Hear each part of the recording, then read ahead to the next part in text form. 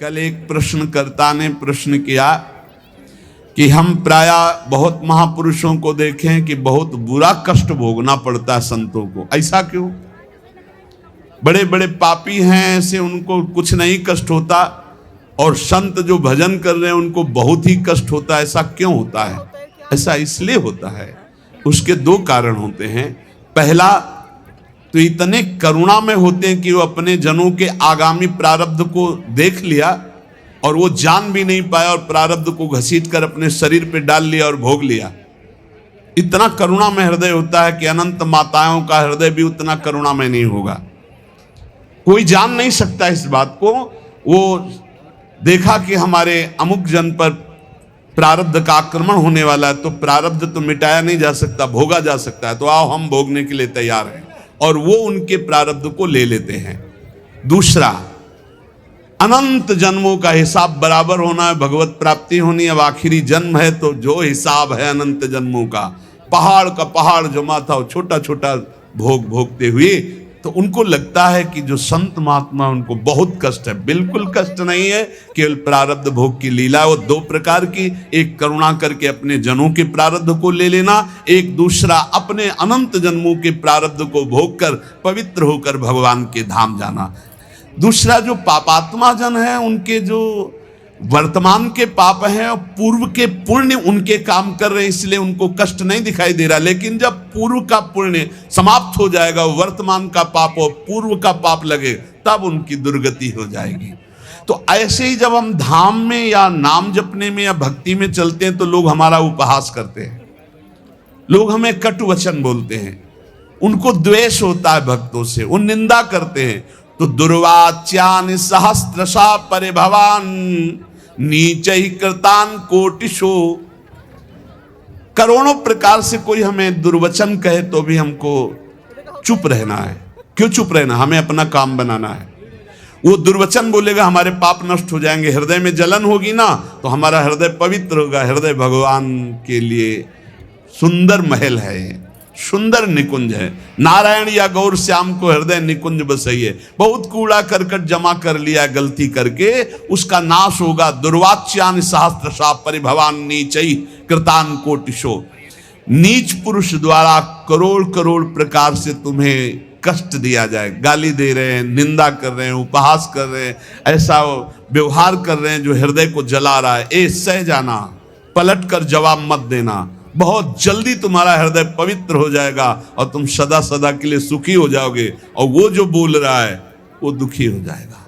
उमा क्षमा साप होते भारी। तुम चुप रहो, मत बोलो। भक्ष्याच्छादन वास कुट्य मिलना दुखान्यलम कोटिशा। हो सकता है कि तुम्हें भोजन आदि की व्यवस्था हो, वास की सही व्यवस्था न हो, गर्मी सर्दी आदि सहनी पड़ रही, चुपचाप सह लो। थोड़े दिन का जीवन है, भगवत प्राप्ति करनी है। धाम में ऐसी निष्ठा से रहो, भोजन भी नहीं मिलेगा, कष्ट भी मिलेगा, गालियां मिलेंगी, तो भी हम धाम को नहीं छोड़ेंगे। कामाद्यैरति पीड़या च मनसो वैकल्यमात्यंतिकम। अब इतने बड़े भजनानंदी तो नहीं है कि हम काम विजयी हों, तो ये काम आदि दोष हमारे हृदय को जलाएंगे, पीड़ा देंगे, पर हम किसी से कहेंगे नहीं और कोई चेष्टा नहीं करेंगे, सह जाएंगे। वैकल्य मात्यंतिकम, भारी विकलता होने पर भी हम किसी से नहीं कहेंगे, हम कोई चेष्टा नहीं करेंगे, हम सह जाएंगे। ये सोढ़्वापि वसंत के लिविपने कृष्णस्य तेभ्यो नमः। जो ऐसे श्री राधा और कृष्ण के केल विलास युक्त महल वृंदावन में वास करते, सब कुछ सहते हुए श्रीपाद कहते मैं उनको नमस्कार करता हूं। दोषान्न स्थिर जंगमेषु कलयन कस्यापि नो द्वेजयन। तुम्हें उद्विग्न करेंगे यहां लोग, तुम्हें परेशान कर सकते हैं, पर तुम उनकी निंदा मत करना, उद्विग्न मत होना, उनकी निंदा मत करना, अपने आप को बचा के निकल जाना। ये मानो परमार्थ में आगे बढ़ने के लिए जरूरी है ये बात। दोषान्न स्थिर जंगमेषु, यहां किसी भी जड़ चैतन्य में दोष दर्शन न होने पावे। यद्यपि वो तुम्हें उद्वेग प्रदान करेंगे, भगवत पार्षद हैं, प्रेरित होकर आएंगे, तुम्हें ऐसे वचन बोलेंगे, ऐसी चेष्टा करेंगे, ऐसे उद्वेग प्रदान करेंगे, पर तुम उद्वेग मत कर। किंचिद्यत दयत्न लब्ध मित भुक चित्ते पिना स्त्रीक्षणा। यदि तुम्हें कवल दो कवल ही भोजन मिल जाए तो उसी को खा करके दिन व्यतीत कर लो। अभ्यास में बहुत बड़ी सामर्थ्य है, बहुत बड़ी सामर्थ्य अभ्यास में। ये भगवत प्राप्ति जब लक्ष्य हो जाएगी तभी सह सकते हो, अन्यथा नहीं सह पाओगे। अगर कवल दो कवल भी भोजन मिल जाए तो उधर में डाल लिया, पूरा दिन व्यतीत। कवल दो कवल तो बहुत होता है, 3-4 दिन में कभी ऐसे गुड़ मिल जाता था ना गंगा किनारे, गुड़, तो गुड़ पाके एक कमंडल जब गंगा जल पीते थे तो ऐसे भगवान की तरफ, कितने कृपालु भगवान हो, ऐसे एकांत में भी आप हमारे उदर पोषण को देते हो। आज तुम 3 बार पाते हो, एक बार भी भगवान हृदय से जय नहीं बोलते होगे, हृदय से जय नहीं बोलते होगे कि आहा कितने कृपालु प्रभु आप हो, आप कितना प्यार करते हो। कभी रोते हो प्रभु के प्रति, कितना प्यार है प्रभु का। हर व्यवस्था है लेकिन कभी एकांत में जय जयकार हृदय से नहीं कर कि आपकी कितनी अपार कृपा है नाथ हम पर। और कह रहे मितभुक चित्ते पिन स्त्री क्षणा, एक क्षण के लिए भी वृत्ति काम भोग के लिए किसी माता बहन की तरफ गंदी भावना से न जाने पावे। धाम में वास करते हो ऐसी गलती ना होने पावे। श्री राधा मुरली धरोज्वल यशहा शरणवन गृणन संस्मरन यो वृंदावन मावसेन मधुर धीर धन्याय तस्मै नमः। जो हर समय राधा मुरलीधर का निरंतर नाम जप करता है, यशोगान करता है, किसी माता बहन की तरफ काम भाव से एक क्षण भी नहीं देखता है, थोड़ा कवल दो कवल मिल जाए उसी से काम चला लेता है, रात दिन भजन में है पर लोग उसे गाली देते हैं, लोग उसको दुर्वचन बोलते हैं पर वो कुछ नहीं बोलता, सह जाता है। तो श्रीपाद कह रहे हैं धन्याय तस्मै नमः, वो धन्य हो गया, मैं उसे नमस्कार करता हूं। ऐसा हमारा जीवन श्रीधाम वृंदावन के प्रति समर्पित हो। भावना कभी मिथ्या या कल्पना नहीं होती। उपासक को भाव से ही रसास्वादन मिलता है। भावोत्सवेन भजताम रसकाम धेनुम तम राधिका चरण रेणु मामिस्म। यदि भाव नहीं उत्पन्न हुआ तो अभी जीवन सुन। साधना की अवस्था में आपको लाभ मिला है क्या? भाव। भाव साधु को, साधक को, भक्त को, उपासक को उपलब्धि हुई है तो क्या उपलब्धि हुई? भाव। जैसे ज्ञान मार्ग में भी भाव है, ब्रह्म भाव, भगवत भाव में है सखा भाव, दास्य भाव, वात्सल्य भाव, गोपी भाव, सहचरी भाव, भाव की प्राप्ति होना। श्रद्धाहीन, मिथ्याचारी, मनमानी आचरण करने वालों को भाव का परिचय ही नहीं, जानते ही नहीं कि भाव क्या है। सच्ची मानिए, जिस दिन आप भाव में डूबने लगेंगे आपको कहीं जाने आने की जरूरत नहीं। यहां के ठाकुर का दर्शन नहीं हुआ तो विश्व में कहीं भी दर्शन करे और शांति नहीं मिलने वाली। इसलिए जो भगवत कृपा पात्र होते हैं अंतर में घुसना प्रारंभ कर देते हैं, अंतर्मुख होकर के अपने हृदय देश के ठाकुर के दर्शन की चेष्टा करते हैं। हृदय के भगवान का साक्षात्कार हो गया तो सर्वत्र होगा, और सर्वत्र घूमे आप हृदय के ठाकुर का साक्षात्कार नहीं तो कुछ हाथ नहीं लगेगा। करके देख लो, मन चराए आओ, मन को घुमाए आओ, आंखें चराए आओ, लेकिन हृदय के ठाकुर का साक्षात्कार नहीं हुआ तो विश्राम नहीं मिलेगा। देखो ये भाव राज्य है, इसमें स्थूल से सूक्ष्म, सूक्ष्म से सूक्ष्मतर और सूक्ष्मतर से सूक्ष्मतम में प्रवेश होता है। ये दिव्य भावना का लोक है। स्थूल, सूक्ष्म, कारण, भाव, चिन्मय, 5 भेद है। पहले स्थूल भाव बनता है। कैसे? शरीर से प्रकट सेवा में खूब तन्मयता, शरीर से जैसी आज्ञा हुई जहां हमें खड़ा कर दिया गया वही शरीर प्रधान। फिर अंतर में घुसता है, अंतःकरण प्रधान, सूक्ष्म शरीर, चिंतन प्रधान। अब बाहर की क्रियाएं तो पहले से ही संयमित हो चुकी है, अब जैसी गुरु आज्ञा वैसा अंदर चिंतन प्रधान। फिर कारण स्वभाव प्रधान हो गया। या जो पर्यो मोहि सहज स्वभाव, श्री हरिवंश नाम रस चाओ, श्रुतौ राधिका कीर्तिरंता स्वभावे। अब उसका स्वभाव बन गया भगवत लीला गाना, भगवत लीला सुनना, भगवत नाम जप करना, भगवत कीर्तन करना, भगवत सेवा करना। तब प्रकट होता है भाव। स्थूल सूक्ष्म कारण तीनों का परिवर्तन जो कर दे उसका नाम भाव। भाव के आगे चिन्मय देह की प्राप्ति होती है, जिसे भाव देह कहते हैं। ये बड़ा विलक्षण होता है, न स्थूल होता है, न सूक्ष्म होता है, न कारण होता है, न यातना देह होता है, न देव देह होता है, न स्वाप्निक देह होता है। एक अलौकिक चिन्मय भाव देह है। ये नित्य, जैसे प्रिया प्रीतम वैसा ये नित्य है चिन्मय देह। ये देह केवल कहने मात्र को ये शुद्ध भगवत स्वरूप है। इसमें देह जनित कुछ नहीं है, हड्डी मांस या पुरुष स्त्री के चिन्ह ये सब नहीं है भाव देह में। अब आप विचार कीजिए, ये जो लीलाएं हैं ये चिन्मय देह से हो रही है, जहां ना स्त्री चिन्ह है, ना पुरुष चिन्ह है, ना रक्त है, ना मांस है, ना मज्जा है, ना हड्डी है, ना विकार है।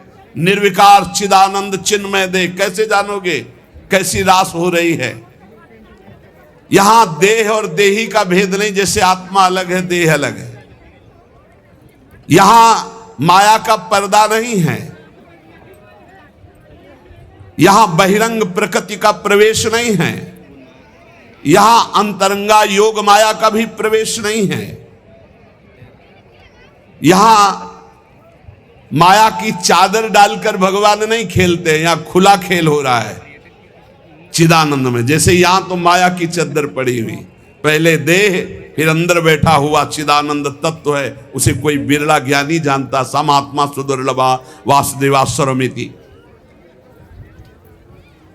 इस चिन्मय भावदेह की जब प्राप्ति होती है तो केवल प्रिया प्रीतम के मिलन आनंद की व्यवस्था करना और उसी आनंद में पूर्णानंद में डूबना।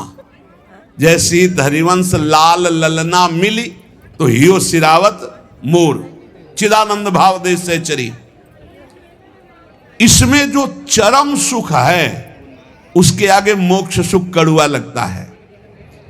ये रहस्य तभी खुलता है जब दिव्य लीला राज्य के भावरस में डूबे हुए किसी भावुक महापुरुष की शरणागति मिल जाए और उनकी बताई हुई उपासना के क्रम से स्थूल शरीर, सूक्ष्म शरीर, कारण शरीर तीनों से परे भाव, भाव से भी गाढ़ भाव दे चिदानंदमय की प्राप्ति, तब इस लीला में प्रवेश हुआ। प्रभु की प्राप्ति के अनेकों निश्चित मार्ग सत्य हैं जो मोक्ष प्रदान करते हैं, प्रेम भी प्रदान करते हैं, परंतु ये कुछ विलक्षण है। लीला संदोह में प्रवेश करने के लिए सखी भावापन्न होना ही पड़ेगा।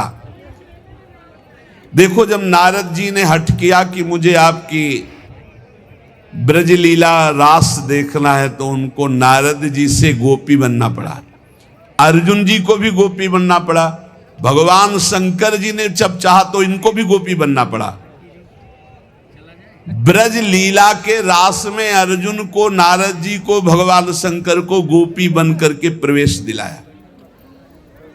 लेकिन नवनिवृत्त निकुंज में तो सहचरी भाव के बिना प्रवेश। तीन गोपिन ते दुर्लभ माई, नित्य विहार सहज सुखदाई। यहां धाम परिकर खगमृग पशु पंछी सब चिदानंद। यहां दो नहीं, सब एक है। प्रिया लाल खग मृग पशु पंछी वृंदावन सहचरिया सब का सब एक ही परम तत्व हित प्रेम। प्रेम, ये प्रेम का वैभव। इस नित्य परिकर में भाव देह से सम्मिलित हुआ जाता है। भाव देह के बिना रास और विलास ये परम गुह्य रहस्य है, इसे कोई नहीं जान सकता। ये तर्कों के द्वारा, विद्वता के द्वारा, शास्त्रों के द्वारा प्रमाणित नहीं किया जा सकता, क्योंकि जितने प्रमाण दोगे सब योग माया के अंतर्गत होंगे। योग मायातीत, पहले तो मायातीत मलिन त्रिगुण माया, सतोगुण रजोगुण तमोगुण, फिर इससे भी विशुद्ध जो योग माया है उसके ऊपर जब जाओ तब नवनिवृत्त निकुंज का रस। न लोक संग्रह है, न जगत के प्राणी हैं, न जगत की भावनाएं हैं, न जगत का भोग है। एक अलौकिक दिव्य धाम नवनिवृत्त निकुंज, जहां एक से भिन्न कुछ भी नहीं, ना लोक, ना जगत, ना प्राणी, न वस्तु, न सूर्य, न चंद्रमा, न शरीर, सब चिदानंद, सब प्रेममय। वृंदावन प्रेममय, खगमृग पशु पंछी प्रेममय, यमुना जी प्रेममय, प्रियालाल प्रेम के खिलौना दो खेलत है प्रेम, प्रेम प्रेम प्रेम। और चिदानंद देह को सुन चुके हैं आप, निर्विकार, स्त्री पुरुष चिन्हों से रहित। चिदानंद में देह तुम्हारी, विगत विकार जान अधिकारी। नित्य दिव्य रसमयी रासलीला का रहस्य ये माया मुग्ध मानव किसी भी तरह से नहीं जान सकता। हृदय में जब तक कोई भी वासना है तब तक प्रियालाल को कोई नहीं जान सकता।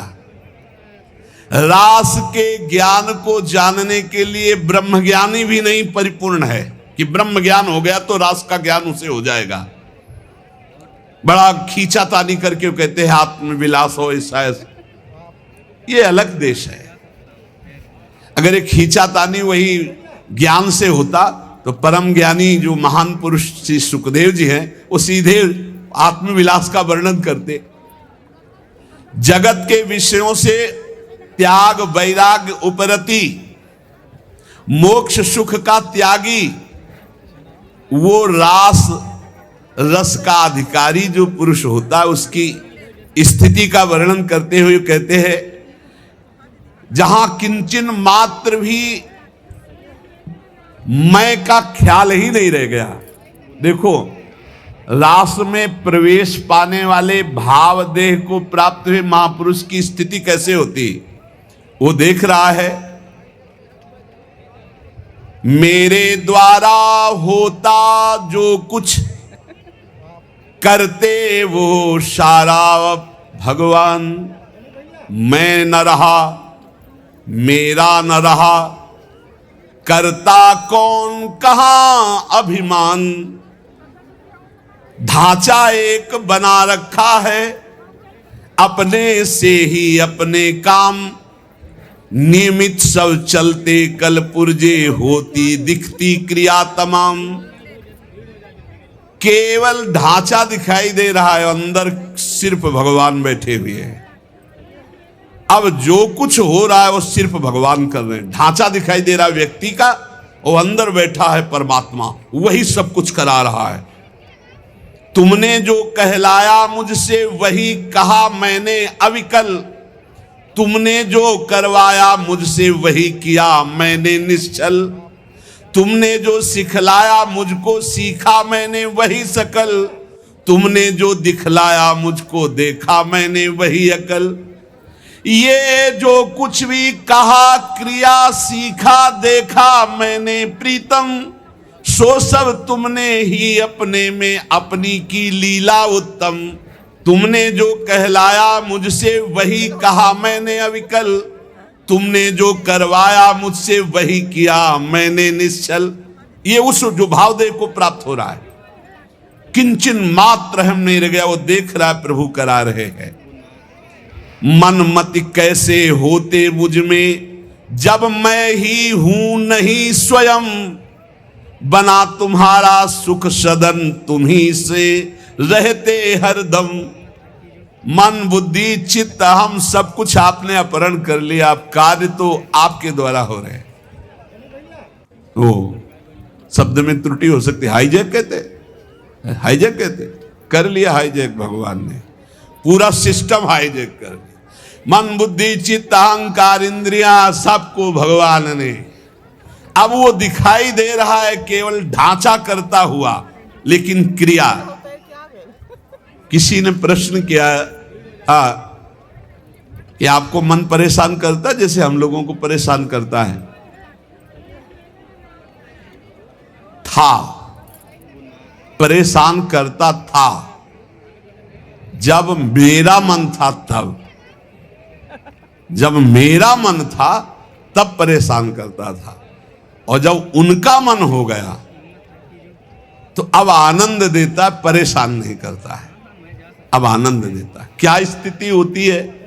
मेरे मन में नित प्रविष्ट रहे, ईश्वर का मन करता काम, ईश्वर के मन के ही होते उदय दिव्य संकल्प ललाम। अब जो मेरा मन था उसमें ईश्वर का मन आकर बैठ गया। अब जो संकल्प विकल्प हो रहे हैं, अब जो क्रियाएं हो रही, जो भी बात हो रही, जो प्रश्न उत्तर हो रहे, जो चेष्टा हो रही, वो ईश्वर के द्वारा हो रही, वो किसी जीव के द्वारा नहीं हो रही। जीव के द्वारा किसी का परिवर्तन नहीं होता, ध्यान रखना। जो इसमें मैं था उसका अपहरण कर लिया गया, और उस मैं पे जो मैं है वो बैठ गया, अब अपना कार्य वो कर रहा है।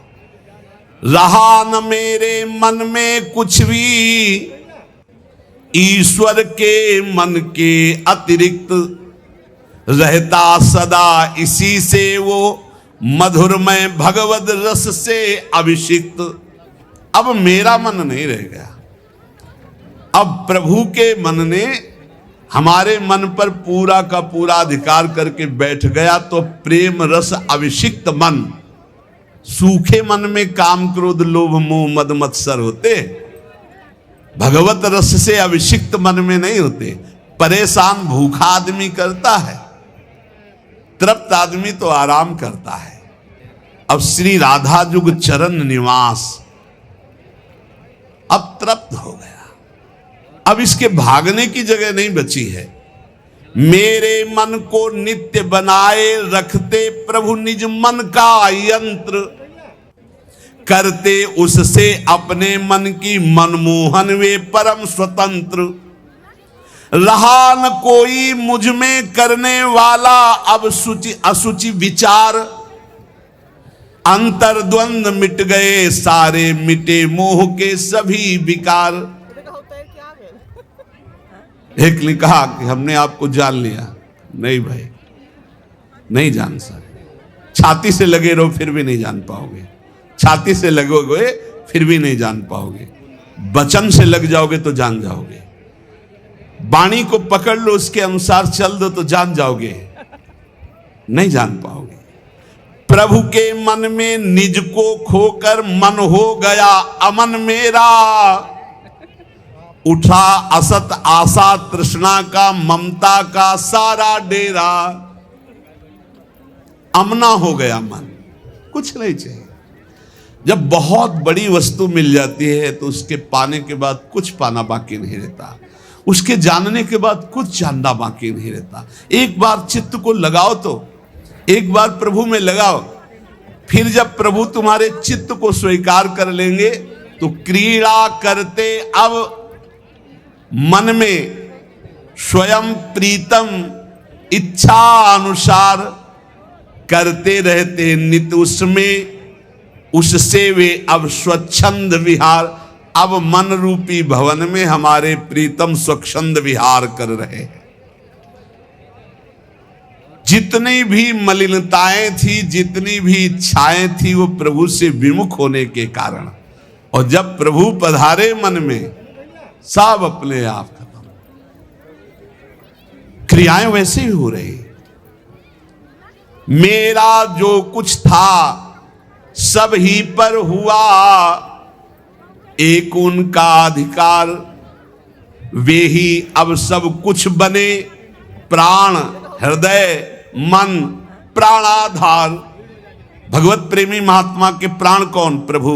मन कौन? प्रभु। तो प्राणाधार कौन? प्रभु। हृदय कौन? प्रभु। स्वयं प्रभु बन जाते। रहे कहीं भी कैसा भी यह देह पांच भौतिक सविकार, सविकार मैं उनमें वे मुझ में, वे मैं नित्य निरंतर एकाकार। ये भावदेह में पहुंचने की स्थिति है। मेरे द्वारा बोल रहे हैं केवल मेरे श्री भगवान, मेरे द्वारा छेड़ रहे हैं वे मीठी मुरली की तान। मेरे जीवन में अब तो एकमात्र उनका ही स्थान, अतः उन्हीं का होता मुझ में क्रिया नित्य क्षुद्र महान। क्रिया क्षुद्र हो या महान हो, वे उन्हीं भगवान से हो रही। अब मैं मेरा कहीं अस्तित्व तो नहीं रह गया। इस स्थिति में भाव का प्रादुर्भाव हो जाता है और भाव देह की प्राप्ति हो जाती है। तो कह रहे इस लोक में आराध्य देव से भिन्न कहीं भी जिसकी ममता नहीं है, उसके लिए कोई संसार नहीं है, उसके लिए कोई प्राणी नहीं है, यहां तक कि अपना भी अस्तित्व तो नहीं रह गया। देखो साधना को समझिए, अपना भी अस्तित्व तो नहीं रह गया। तब वो नित्य दिव्य रास लीला का रहस्य उसके हृदय में स्वयं प्रकाशित हो जाता है। ये माया मुग्ध मानव अपनी बुद्धि लड़ाकर रास को समझना चाहे तो कदापि नहीं। कौन अधिकारी है? बोले जिसका इस लोक में कोई भी नहीं है, अपनी ममता कहीं नहीं है, जगत में पूरे ना कोई प्राणी पदार्थ में, यहां तक कि अपना भी अस्तित्व खो गया, वो रास का अधिकारी। इसीलिए कई बच्चा के पेट, बच्चा बन जाओ, आचार्य शरणागत हो जाओ, स्थिति वो प्रदान कर देंगे। हृदय में जब तक थोड़ी भी वासना का अंधकार है, वो इस रास के ज्ञान से आलोकित नहीं हो सकता है। जगत के विषयों से त्याग वैराग्य उपरति के अनंतर रसिक महापुरुष की विशिष्ट कृपा, तब वो रास रहस्य का ज्ञाता होता है। श्री श्यामा श्याम की किंचित कृपा से रहस्य प्रकाशित होता है। ये लोक लोक नहीं रह जाता, मृत्यु लोक नहीं रह जाता उसकी दृष्टि में, ये सब दिव्य वृंदावन हो जाता। कहीं भी हो रहे उसकी दृष्टि वृंदावन में ही रहती। उसका दिव्य रास लोक अलग अलौकिक उसके नेत्रों में छाया रहता है। हमारा हृदय तो वासना से ग्रस्त है, दिव्य लोक की बातों पर विश्वास ही नहीं है, पाप की तरफ ही आकर्षण है, यही सुख दिखाई दे रहा है। इस माइक जगत को ही सत्य मान रहे हैं। अरे अभी माइक जगत को त्याग करके योग माया के आवरण को भेद करके आगे बढ़ना। रास में जहां श्री श्यामा श्याम व्यवधान रहित अद्भुत रास रंग में मगन है, ये माया का आवरण और योग माया का आवरण हटे बिना वहां प्रवेश नहीं होता है। वहां का वस्त्र, वहां के शरीर, वहां के खेल सब व्यवधान रहित मायातीत योग मायातीत दिव्य प्रेममय है। वस्त्र भी प्रेम के, वस्त्राभूषण भी प्रेममय। ये नित्य परिकर जो प्रिया प्रीतम का है, इसी के आश्रय से इस परिकर में प्रवेश होता है। ये जो सखियां आई, श्री स्वामी हरिदास जी महाराज, ललिता सखी जी, श्री हरिवंश महाप्रभु हित सजनी जी, ये जो नित्य परिकर है किशोरी किशोर का, इन्हीं की कृपा से इधर सोच बढ़ती नहीं, कल्पना भी नहीं कर सकते आप। संभाव्योपि विरंचि नारद शिवो स्वयं भुआद्यैर्नयः। इतना आवरण माया का है, इसी को भेद पाना बड़ा कठिन है। देखो उस दिन कह रहे थे काल के भी महाकाल जिनकी सेवा में रहते हैं, यहां लिखा है जहां काल के भी महाकाल नित्य कालातीत प्रभु दैन्य भाव लिए हुए विराजमान हैं। दैन्य भाव, यद्यपि सकल लोक चूड़ामणि दीनपन पो माने, प्रीति की रीति रंगीलो ही जाने। इस खेल में, प्रेम पथ में, रास रस में, माया की गोद में बैठ करके और इसको समझना चाहे असंभव। बिना ब्रजरज का सेवन किए, बिना ब्रजरज उपासक रसिकों का संग किए हम सोच भी नहीं सकते कैसे रास का क्या स्वरूप है। जब किसी रसिक महापुरुष का आलिंगन प्राप्त हो, आलिंगन का तात्पर्य तुरंत बाहरी भाव में आता है कि वो हमको गले से लगा ले, लेकिन यहां इस आलिंगन की बात नहीं कह रही, तदात्म की बात। आप में समा गए, कोई रसिक महापुरुष आप पर कृपा करे और हृदय से आपके हृदय का आलिंगन कर ले।